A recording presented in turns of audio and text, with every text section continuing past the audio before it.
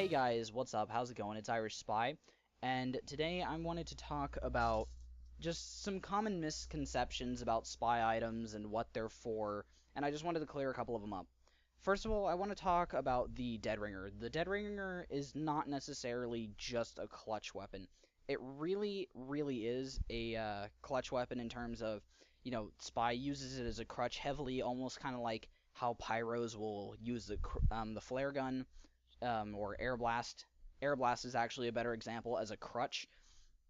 Spy will use the Dead Ringer as a crutch. However, it really is supposed to be a clutch weapon. I'm sorry if I said clutch before I meant crutch. Get my words mixed up. Blah. Anyway, you can use the Dead Ringer as, just this crutch weapon and just use it whenever you think you're even remotely in danger. However, you can also use it as a clutch weapon, which means that you only survive actual fatal incidences. Like, also, in terms of like making your Dead Ring more believable, one of the best things to do is actually to just start revolver spamming. If they see a spy pull out stock revolver and just start blasting at them or something, or like the L'Etranger and just start blasting at them, they think that that spy is like certain he is going to die. And if you take one rocket and then you let the second rocket trigger your Dead Ring, they might actually believe it. Just as long as you're careful not to accidentally trigger the disguised smoke following you, or you don't let a crit sign, or you're careful that what hits you is not a crit, because then the crit sign will follow you. Um, but that's pretty much it for the Dead Ringer. I just wanted to talk about how it should be a clutch weapon and not a crutch weapon. Anyway, moving on to the stock revolver, I wanted to talk about stock revolver because this is actually a heavily underused item, and since it's the stock item, you'd think a lot of people would use it. Like a lot of people use stock rocket launchers or stock reskins of rocket launchers. Reskins of the stock rocket launcher, and a lot of people use the stock sniper rifle. Why is it that no one uses, or hardly anyone uses, stock revolver? Um, I think this is because a lot of spies are trying to be way too aggressive.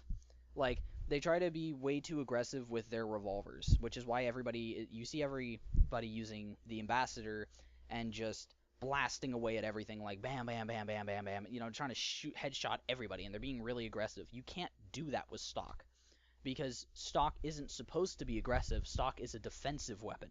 It's, if you fuck up a stab, you can use the stock revolver to recover. If you don't think you can get a recovery stab, or if you try to get a recovery stab and that fucks up, you can back up and just start blasting at them with the revolver, because at close range, the revolver does, like, I think up to like 60 damage a hit.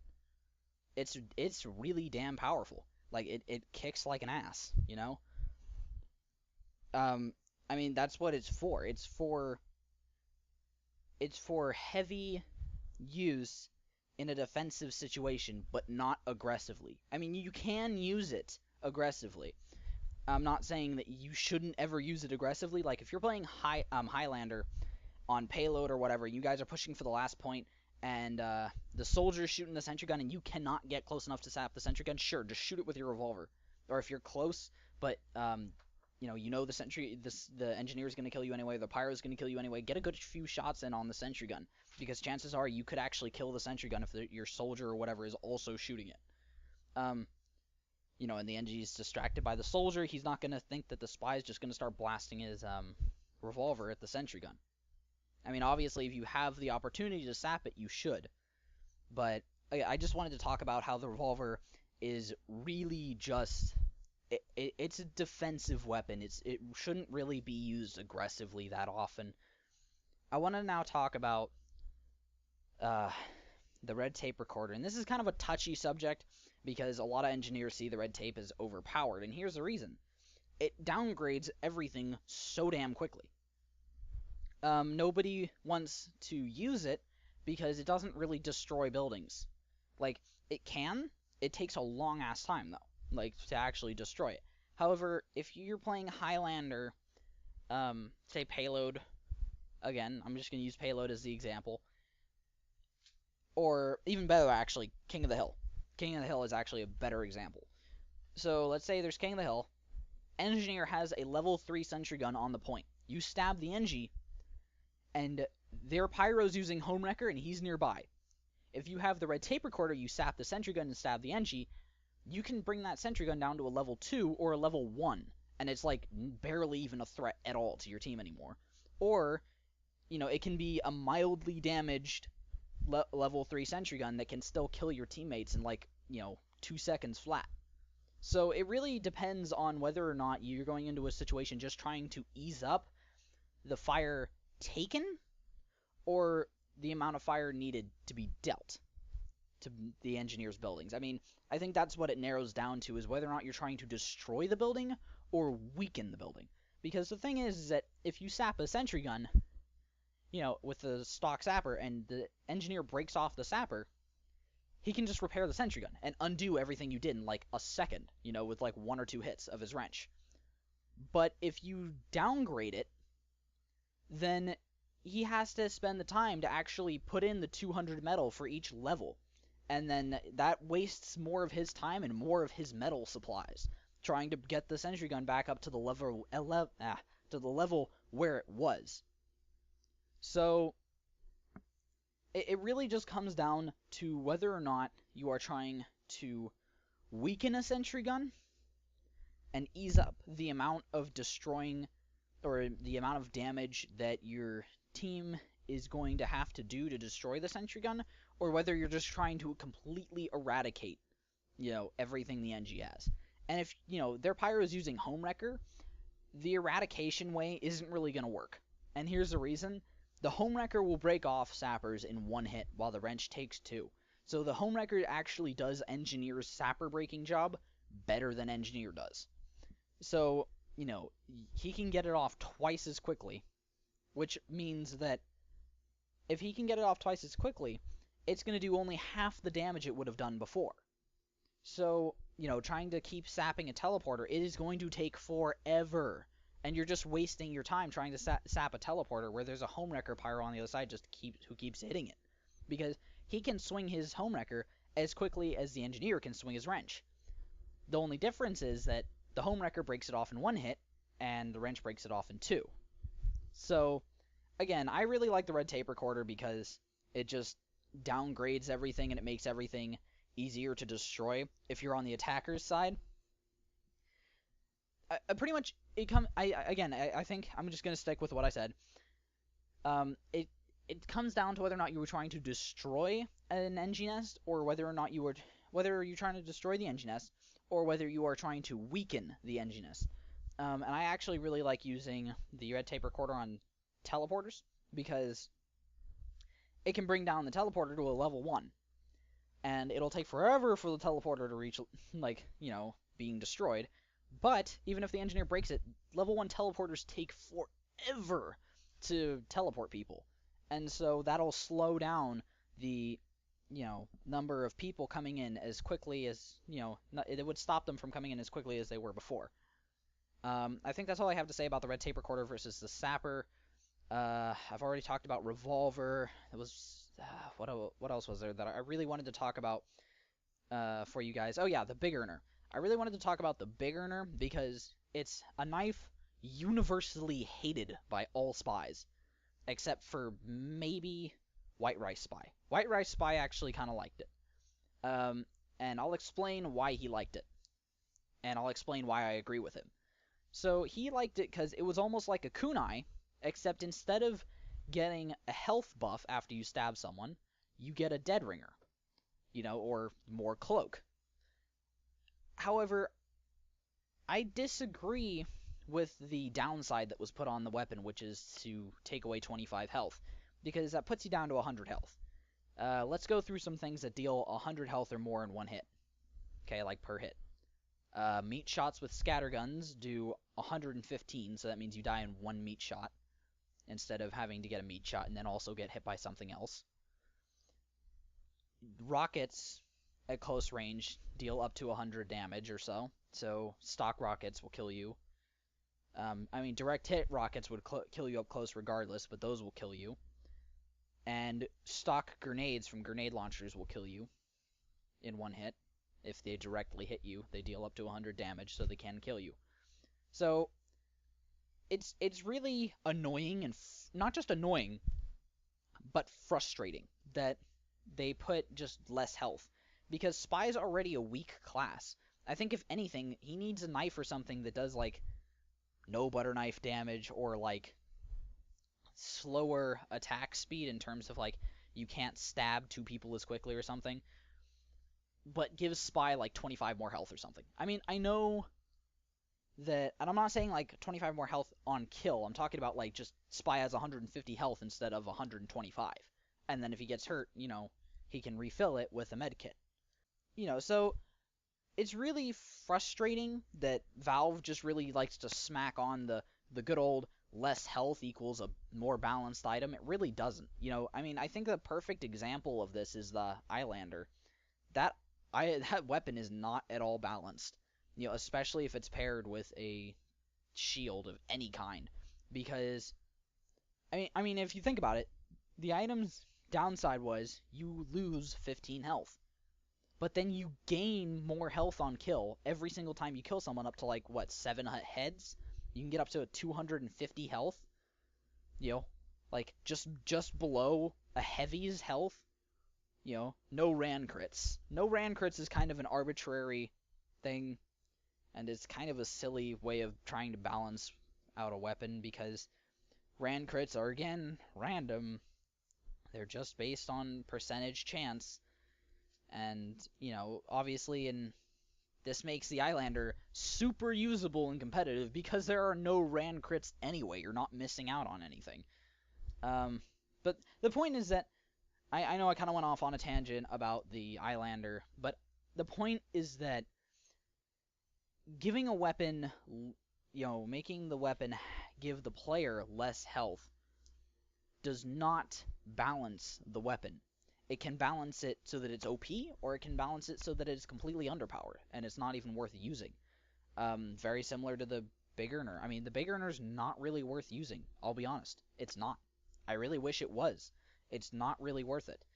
Losing 25 HP is not really worth being able to do something that a revolver can do. And I mean, I'll admit, it comes in a more handy way. Like, it's more handy to be able to stab someone as opposed to shoot them, because Spy is not primarily shooting people, he's primarily stabbing people. So getting Cloak on Stab is cool. Except if you think about it, you already get Cloak on Stab. Whenever you stab someone, their weapon drops. So unless you're using the Cloak and Dagger, you already get Metal. You already get Cloak on on kill, because you pick up their weapon. And you also pick up any weapon that that is on the ground, and that counts as Cloak, unless you're using the Cloak and Dagger. So really, the Big Earner is only useful for use with the Cloak and Dagger. I mean, that's what it narrows down to. That it narrows down to the weapon's not really useful with anything aside from the Cloak and Dagger. And the only reason it's worth it with the Cloak and Dagger is because you can't pick up metal to refill that. The reason that the Letron J is still applicable and is still useful is, it does less damage, but it gives Cloak on hit. And not just does it give Cloak on hit, but it also gives you more Cloak time, which makes, maneuvering and getting around people without being seen a lot easier. And that's why the Letron J is a popular Spy revolver, is because you can get around people more easily. It has 2 upsides and 1 downside, and wait for it, I already know, oh my god, so it's overpowered because it has 2 upsides and 1 downside. Not really, because the upsides don't make the weapon itself or the player themselves more powerful. Like, its upsides aren't more damage and, greater accuracy with, the downside of a little bit less ammo. That would be overpowered. It really depends on what the abilities are and how they affect one another. And that's why the Letron J is not overpowered and simply useful. In terms of, other weapons that have those issues, again, like the Eyelander, or other weapons that are just really badly designed, they could be fixed. They could. Like, the lock and load was fixed. I honestly think that the lock and load is a lot better than it was before. And I already know that, yeah, they did make it so that you can kill a heavy without having to reload. Um, so they did save you a little bit of time. They did save you a little bit of time because the reload and then shoot takes a little bit longer than just waiting for the cycle and then shoot. To kill a heavy. You can't, because before you could deal like 130 damage and you could bring the heavy close to death, but you couldn't kill him. And heavy is a big, high priority target. You don't want the heavy to be alive, especially pissed off and angry on low health, and while you try to reload. So they did buff it in that sense, but on the other hand, you can't one-hit light classes anymore. Like, you can't one-shot a scout, you can't one-shot a spy or a sniper, or an engineer who's not using the gunslinger. You can't do it. You can't one-shot them. And that's why, in my opinion, the lock and load is no longer overpowered. It's a powerful weapon, but it requires that you have a good sense of airtime and speed of the grenade and, player prediction. So I think it's honestly fair. Whenever I get killed with a lock and load, I'm like, hands down, okay, alright, you got me. Before I was like, oh, you piece of shit, because it would one-shot people. And it wasn't something where, like, you did more damage because you hit, like, this certain hitbox or something, because you had greater aim. It was just because you hit them, Those are the kinds of weapons that I disagree with. That's why the direct hit is fair. Because you actually have to hit people in order to hurt them. Or you have to hit, like, right next to someone to hurt them. So the faster projectile speed and the greater damage are well balanced because you can't splash damage people. So you can't just go around spamming at the ground and kill a bunch of people because you have 50% more damage or 20% more damage. Sorry, 20%, not 50. Yeah, I mean, like, I feel like the Big Earner could really use a buff or could just use a different downside.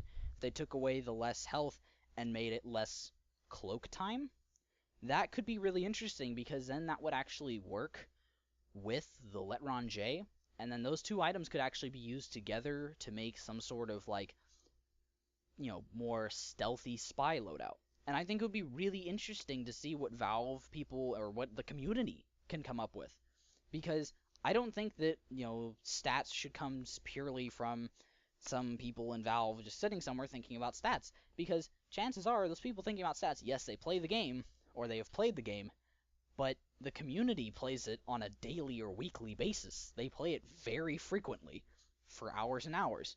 Like, I've played the game for, God, over 4,000 hours. That's all I know. It's over 4,000. I gave up on trying to, like, keep track of it every single time I mentioned it in a video.